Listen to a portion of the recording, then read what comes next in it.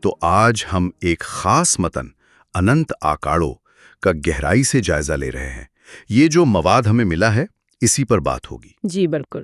ہم کوشش کریں گے کہ اس کے معنی، یہ کیسے لکھا گیا، اس کے اہم موضوعات کیا ہیں اور روایت میں اس کی کیا جگہ ہے، یہ سب سمجھیں۔ ٹھیک۔ بنیادی طور پر تو یہ لاتعداد روحوں کی کہانی ہے نا، ان کے ایک ابدی اجتماع کی، ان کے سفر کی۔ جی، ان کے لامتناہی سفر کی۔ تو آئیے پھر اس دلچسپ موضوع کی تہوں کو کھولتے ہیں۔ بالکل۔ اننت آکاڑو نام ہی جیسا آپ نے کہا بہت گہرا ہے۔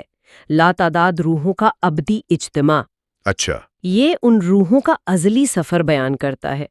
کبھی وہ ارتقاء کی منزلیں طے کرتی ہیں، کبھی دنیاوی الجھنوں میں آپ کہہ لیں پھنس جاتی ہیں۔ تو یہ پھنس جانے والی روحوں کے لیے ہے؟ ہاں، خاص بات یہ ہے کہ یہ ان پھنسی ہوئی روحوں کے لیے ایک امید کا پیغام ہے۔ اچھا، امید کا پیغام؟ جی، کہ وہ اس فانی دنیا کے دھوکے سے نکل کر ابدی حقیقت سے جڑ سکتی ہیں۔ اور اس کے لکھے جانے کی کہانی بھی تو وہ بڑی زبردست ہے۔ جی، بہت دلچسپ ہے۔ کہتے ہیں پیر حسن کبیر الدین، انہوں نے بہت کم عمری میں یہ لکھا۔ بالکل۔ جب ان کے والد پیر صدر الدین ایران جا رہے تھے تو انہیں ساتھ لے جانے سے کچھ ہچکچائے، عمر کی وجہ سے شاید۔ جی، عمر کم ہونے کی وجہ سے۔ تو پیر حسن کبیر الدین نے کیا کیا؟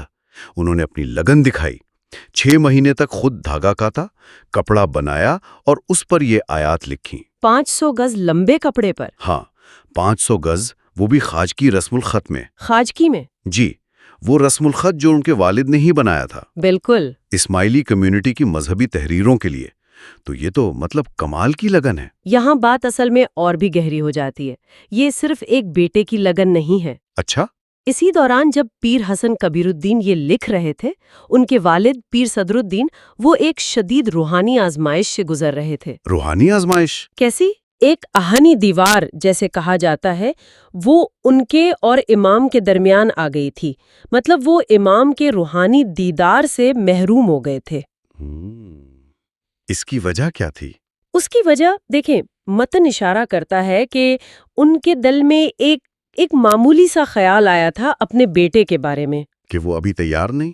جی، کہ وہ شاید اس روحانی سفر کے لیے ابھی پوری طرح تیار نہیں۔ پیر صدر الدین نے اس کیفیت سے نکلنے کے لیے بہت ریاضت کی۔ پھر کیا ہوا؟ پھر جب پیر حسن کبیر الدین یہ کلام مکمل کر کے اس کپڑے کو پگڑی کی شکل دے کر ایران پہنچے اور امام وقت مولا اسلام شاہ کی خدمت میں پیش کیا، جی، تو امام نے پہلے وہ پگڑی خود پہنی اور پھر پیر حسن کبیر الدین کے سر پر رکھ دی۔ یہ ایک طرح سے انہیں روحانی طور پر پیر کا درجہ دینے کی علامت تھی۔ اچھا۔ اور کہتے ہیں کہ ٹھیک اسی لمحے پیر صدر الدین پر سے بھی وہ آہنی دیوار ہٹ گئی۔ سبحان اللہ! یعنی یہ واقعہ تو پھر متن کے مرکزی خیال سے جڑ گیا کہ امام سے تعلق کتنا اہم اور نازک بھی ہے۔ بالکل، یہ اسی نقطے پر زور دیتا ہے۔ ٹھیک ہے۔ اچھا، اب ذرا اس کے جو بنیادی موضوعات ہیں ان پر آتے ہیں۔ کون سی چیزیں سب سے اہم ہیں؟ دیکھیں، سب سے مرکزی نقطہ تو امام وقت کا کردار ہے۔ امام وقت؟ جی، متن یہ واضح کرتا ہے کہ روحوں کو نجات دلانے اور کائنات کو قائم رکھنے کے لیے خدائی رہنمائی کا انسانی شکل میں ظاہر ہونا ضروری ہے، یعنی امام وقت کی صورت میں۔ اصل رہنمائی انہی سے ملتی ہے۔ جی، اصل رہنمائی اور نجات انہی سے وابستہ ہے۔ وہ آہنی دیوار والی کہانی بھی تو یہی بتاتی ہے نا؟ ہاں، کہ ایک لمحے کا شک بھی رابطہ توڑ سکتا ہے۔ بالکل۔ اچھا، اور فرد کی روح کے اپنے سفر کے بارے میں کیا ہے؟ کیا روح یہ سفر اکیلے طے کرتی ہے؟ نہیں، ایسا نہیں لگتا۔ متن یہ بتاتا ہے کہ روح کو مدد کی ضرورت ہوتی ہے۔ مدد کی؟ کیسی مدد؟ یہاں پر مرشد کامل یعنی پیر کا کردار سامنے آتا ہے۔ اچھا، مرشد کا کردار؟ جی، وہ روح کی تبدیلی میں مددگار ہوتا ہے۔ جیسے مثال دی ہے کہ وہ پیتل کو چاندی میں بدل دیتا ہے۔ پیتل کا چاندی میں؟ واہ! متن میں گنگا گٹ گر کا تصور بھی ہے۔ گر یعنی مرشد کی ہدایت، گٹ یعنی جماعت، مومنین کی سنگت، کمیونٹی۔ ہاں، کمیونٹی، اور گنگا پاکیزگی کی علامت۔ یہ سب مل کر روح کے سفر میں مدد کرتے ہیں۔ تو یہ تعلق امام سے اور مرشد سے یہ گہری وابستگی مانگتا ہے؟ بالکل، گہری وابستگی اور عقیدت۔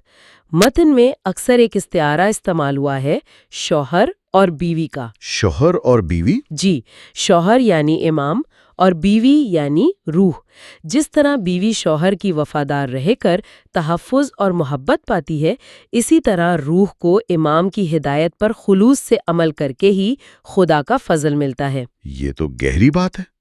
اچھا، اب کیا اس میں روزمرہ زندگی کے لیے بھی کچھ عملی اصول ہیں؟ ہاں بالکل ہے۔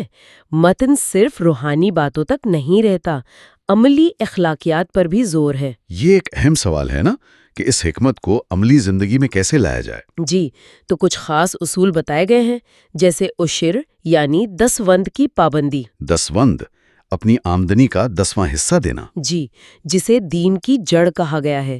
اسی طرح غیبت سے یعنی پیٹھ پیچھے برائی کرنے سے سختی سے منع کیا گیا ہے۔ اچھا، غیبت سے منع کیا ہے، کیوں؟ شاید اس لیے کہ یہ کمیونٹی کے اتحاد کو کمزور کرتی ہے اور روحانی توجہ بھی ہٹاتی ہے، ٹھیک، اور سچائی اور ایمانداری پر قائم رہنے کی بھی تاکید ہے۔ تو یہ تو عملی زندگی کے لیے بڑی اہم باتیں ہیں۔ تو آج کے دور میں اس متن کی کیا اہمیت ہے؟ یہ تو صدیوں پرانا کلام ہے۔ اس کی اہمیت آج بھی بالکل قائم ہے۔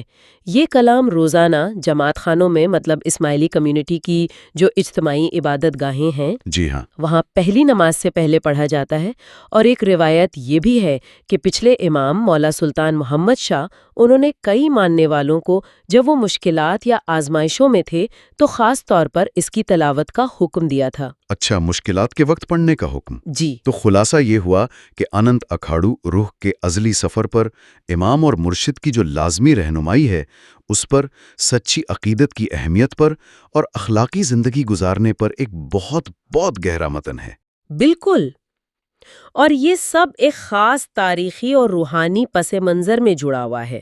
جی اور آخر میں بس ایک نقطہ سوچنے کے لیے چھوڑنا چاہوں گی جی ضرور۔ کہ یہ غور طلب بات ہے کہ کیسے یہ قدیم متن جو روح کے ابدی سفر اور روحانی تعلق کی باتیں کرتا ہے، آج بھی لوگوں کے لیے بامانی ہو سکتا ہے۔ وہ لوگ جو اس مادی دنیا میں رہتے ہوئے بھی گہرے معنی اور اپنی ذات سے ایک تعلق کی تلاش میں ہیں، چاہے وہ اس کے اصل تاریخی اور ثقافتی سیاق و سباق سے پوری طرح واقف نہ بھی ہوں۔ بہت خوب، یہ واقعی ایک اہم نقطہ ہے۔ اس گہری اور معلوماتی گفتگو کا بہت شکریہ۔ شکریہ۔